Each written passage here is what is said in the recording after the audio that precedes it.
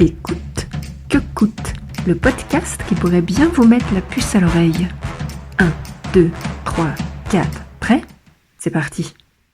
Épisode 2, s'accepter tel quel. Pour cet épisode, je vous invite tout d'abord à écouter la chanson intitulée « Différente » de Mesparrow, artiste tourangelle. C'est sur cette musique que nous nous baserons pour décortiquer les émotions et sensations qui nous aideront à mieux nous connaître nous-mêmes. Bonne écoute, que coûte. La chanson commence par une note plaquée avec un effet sonore qui donne une sensation d'étourdissement. L'effet est coupé net par l'arrivée d'une petite voix fluette et légère qui couvre néanmoins une suite d'accords qui me renvoie plutôt quelque chose de triste et mélancolique.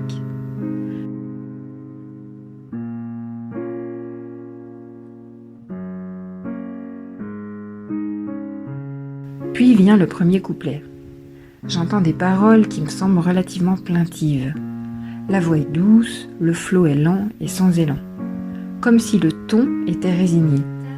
Comme si la mélodie elle-même était affectée par le fait d'entendre à longueur de temps ces dires pleins de jugement. T'es trop ci, pas assez ça.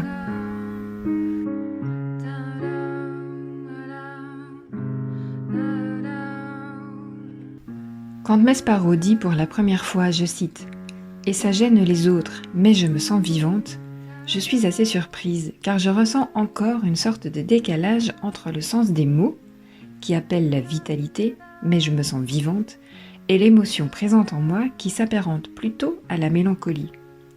Il y a comme une dualité. Mon corps ressent donc cette mélancolie de la mélodie et du ton, et mon cerveau, lui, comprend des mots qui évoquent plutôt le fait de s'affranchir du regard des autres, comme une forme de rébellion. Est-ce un hasard ou un choix réfléchi ? Mesparrow utilise des dièses. Vous savez, les dièses, ces notes entre deux.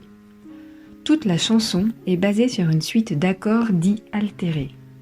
Et figurez-vous qu'un accord altéré, d'après Wikipédia, est un accord affecté d'une note étrangère se substituant à l'une des notes réelles de cet accord. Tiens donc, un accord affecté, une note étrangère. Et quel est le titre de la chanson ? Différente. Et si la mélodie se confondait avec la chanteuse ? La suite de notes jouées tout au long de la chanson suit une progression vers le grave. Ça donne ça. Do dièse, Do, La dièse, Fa dièse. Cela m'évoque le poids des jugements qui accablent et finissent par réduire tristement une âme. Le dernier accord, Sol dièse, remonte d'un ton et amène avec lui un élan d'espoir.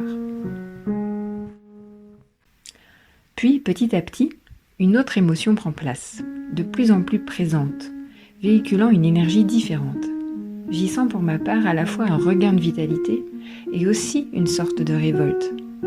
C'est l'effet des percussions qui arrivent, d'autant qu'elles sont appuyées par une alternance plus rapide de deux notes sur les croches. Il y a quelque chose qui monte. C'est comme si la mélodie était brinque-ballée d'une note à l'autre, attirée par une double polarité. D'un côté, le besoin de s'assumer différente, et de l'autre, le besoin de se conformer au reste du monde. C'est le son des conflits intérieurs, induits par cet écart entre deux besoins qui s'opposent a priori. C'est le moment de la rébellion à voix douce, pour enfin être soi, tel quel, et trouver son propre équilibre. Et puis la fin de la chanson arrive sur le dernier refrain. Mesparrow nous laisse sur un bouquet final pour conclure en répétant ces mots « Vivante, vivante, vivante ». Je sens une intensité apaisée et libératoire, presque jouissive. Elle a choisi son camp, celui de la vie. Par cette chanson, Mesparrow offre de quoi ressentir très subtilement cet état de dualité intérieure, tiraillant, brouillant, qui précède une métamorphose heureuse. Il correspond à l'étape par laquelle on reconnaît enfin son propre besoin d'être sensiblement et intensément soi, le refrain, tout en laissant encore beaucoup trop de place à ce que disent ou pensent les autres de nous, soit ici tous les couplets. C'est ce que beaucoup de personnes sensibles et hypersensibles ressentent. L'étape qui suit est celle que Mesparrow, elle, partage sur les réseaux en transmettant un message à tous ceux qui se sentent eux aussi différents. Je cite « Tu n'es pas seul, aime-toi comme tu es, ta singularité est ta force, la clé de ton équilibre et de ta liberté. » En voilà un bien bel encouragement, et en musique qui plus est. S'aimer comme on est, oui, c'est la clé, effectivement. Trouver cette clé demande un cheminement vers soi-même qui peut parfois être long et déroutant. Si vous n'avez pas envie de parcourir ce chemin tout seul, faites-moi signe. Je vous accompagnerai avec douceur et légèreté jusqu'à ce que vous vous acceptiez pleinement. Ce travail peut passer par l'utilisation de la voix et de l'écriture comme outil d'expression de soi et de gestion des émotions. Alors, à bientôt peut-être, et d'ici là, faites bonne route.